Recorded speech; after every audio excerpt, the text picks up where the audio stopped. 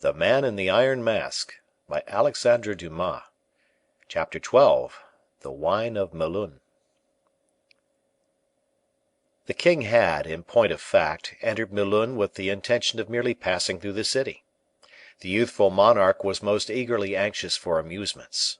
Only twice during the journey had he been able to catch a glimpse of La Valliere, and, suspecting that his only opportunity of speaking to her would be after nightfall, in the gardens, and after the ceremony of reception had been gone through, he had been very desirous to arrive at Vaux as early as possible. But he reckoned without his captain of the musketeers, and without M. Colbert. Like Calypso, who could not be consoled at the departure of Ulysses, our Gascon could not console himself for not having guessed why Aramis had asked Percerin to show him the king's new costumes. "There is not a doubt," he said to himself, "that my friend the Bishop of Vannes had some motive in that." And then he began to rack his brains most uselessly. D'Artagnan, so intimately acquainted with all the court intrigues, who knew the position of Fouquet better than even Fouquet himself did, had conceived the strangest fancies and suspicions at the announcement of the fete, which would have ruined a wealthy man, and which became impossible, utter madness even, for a man so poor as he was. And then, the presence of Aramis, who had returned from Belle Isle, and been nominated by M. Fouquet inspector general of all the arrangements, his perseverance in mixing himself up with all the surintendant's affairs, his visits to Baisemeaux, all this suspicious singularity of conduct had excessively troubled and tormented D'Artagnan during the last 2 weeks. "With men of Aramis's stamp," he said, "one is never the stronger except sword in hand. So long as Aramis continued a soldier, there was hope of getting the better of him; but since he has covered his cuirass with a stole, we are lost. But what can Aramis's object possibly be?" And D'Artagnan plunged again into deep thought. "What does it matter to me, after all," he continued, "if his only object is to overthrow M. Colbert? And what else can he be after?" And D'Artagnan rubbed his forehead, that fertile land, whence the plowshare of his nails had turned up so many and such admirable ideas in his time. He, at first, thought of talking the matter over with Colbert, but his friendship for Aramis, the oath of earlier days, bound him too strictly. He revolted at the bare idea of such a thing, and besides, he hated the financier too cordially. Then, again, he wished to unburden his mind to the king, but yet the king would not be able to understand the suspicions which had not even a shadow of reality at their base. He resolved to address himself to Aramis, direct, the first time he met him. "I will get him," said the musketeer, "between a couple of candles, suddenly, and when he least expects it, I will place my hand upon his heart, and he will tell me what will he tell me? Yes, he will tell me something, for, mordioux! There is something in it, I know." Somewhat calmer, D'Artagnan made every preparation for the journey, and took the greatest care that the military household of the king, as yet very inconsiderable in numbers, should be well officered and well disciplined in its meager and limited proportions. The result was that, through the captain's arrangements, the king, on arriving at Melun, saw himself at the head of both the musketeers and Swiss guards, as well as a picket of the French guards. It might almost have been called a small army. M. Colbert looked at the troops with great delight; he even wished they had been a third more in number. "But why?" said the king. "In order to show greater honor to M. Fouquet," replied Colbert. "In order to ruin him the sooner," thought D'Artagnan. When this little army appeared before Melun, the chief magistrates came out to meet the king, and to present him with the keys of the city, and invited him to enter the Hotel de Ville, in order to partake of the wine of honor. The king, who expected to pass through the city and to proceed to Vaux without delay, became quite red in the face from vexation. "Who was fool enough to occasion this delay?" muttered the king, between his teeth, as the chief magistrate was in the middle of a long address. "Not I, certainly," replied D'Artagnan; "but I believe it was M. Colbert." Colbert, having heard his name pronounced, said, "What was Monsieur d'Artagnan good enough to say?" "I was good enough to remark that it was you who stopped the king's progress, so that he might taste the vin de Brie. Was I right?" "Quite so, monsieur." "In that case, then, it was you whom the king called some name or other." "What name?" "I hardly know; but wait a moment.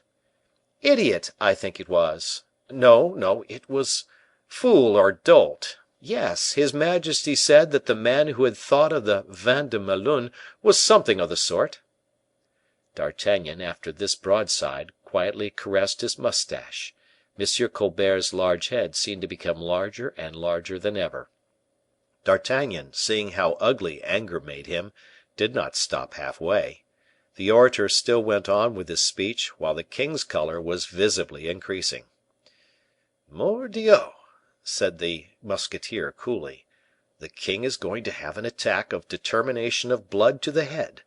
Where the deuce did you get hold of that idea, Monsieur Colbert? You have no luck." "Monsieur," said the financier, drawing himself up, "my zeal for the king's service inspired me with the idea." "Bah!" "Monsieur, Melun is a city, an excellent city, which pays well, and which it would be imprudent to displease." "There now! I, who do not pretend to be a financier, saw only one idea in your idea." "What was that, monsieur?" "That of causing a little annoyance to M. Fouquet, who is making himself quite giddy on his donjons yonder, in waiting for us." This was a home stroke, hard enough in all conscience. Colbert was completely thrown out of the saddle by it, and retired, thoroughly discomfited. Fortunately, the speech was now at an end. The king drank the wine which was presented to him, and then every one resumed the progress through the city. The king bit his lips in anger, for the evening was closing in, and all hope of a walk with La Valliere was at an end.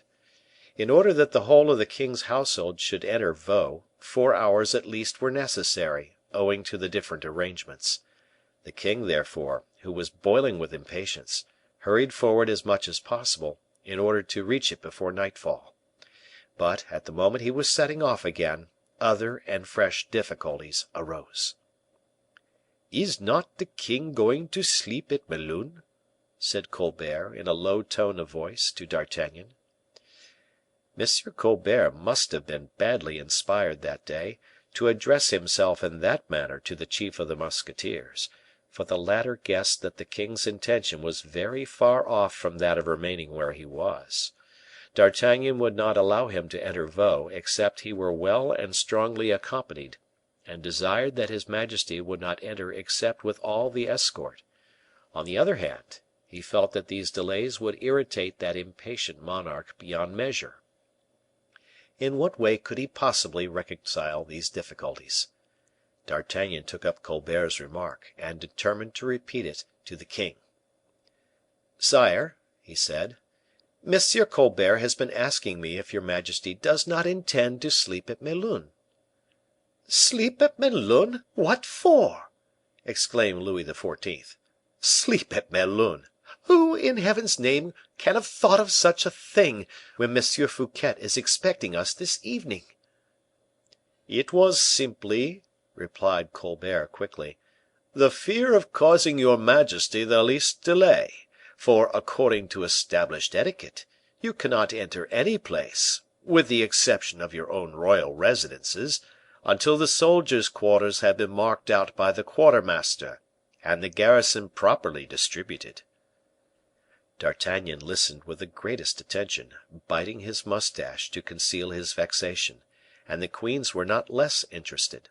They were fatigued, and would have preferred to go to rest without proceeding any farther, more especially, in order to prevent the king walking about in the evening with M. de Saint Aignan and the ladies of the court; for, if etiquette required the princesses to remain within their own rooms, the ladies of honor, as soon as they had performed the services required of them, had no restrictions placed upon them, but were at liberty to walk about as they pleased.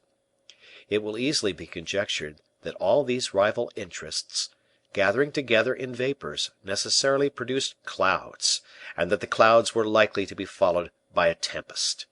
The king had no mustache to gnaw, and therefore kept biting the handle of his whip instead, with ill concealed impatience. How could he get out of it? D'Artagnan looked as agreeable as possible, and Colbert as sulky as he could. Who was there he could get in a passion with? "We will consult the queen," said Louis XIV., bowing to the royal ladies. And this kindness of consideration softened Maria Theresa's heart, who, being of a kind and generous disposition when left to her own free will, replied, "I shall be delighted to do whatever your majesty wishes." "How long will it take us to get to Vaux?" inquired Anne of Austria in slow and measured accents, placing her hand upon her bosom, where the seat of her pain lay. "An hour for your majesty's carriages," said D'Artagnan; "the roads are tolerably good." The king looked at him. "And a quarter of an hour for the king," he hastened to add. "We should arrive by daylight?" said Louis XIV. "But the billeting of the king's military escort," objected Colbert, softly, "will make his majesty lose all the advantage of his speed, however quick he may be." "Double ass that you are," thought D'Artagnan. "If I had any interest or motive in demolishing your credit with the king, I could do it in 10 minutes.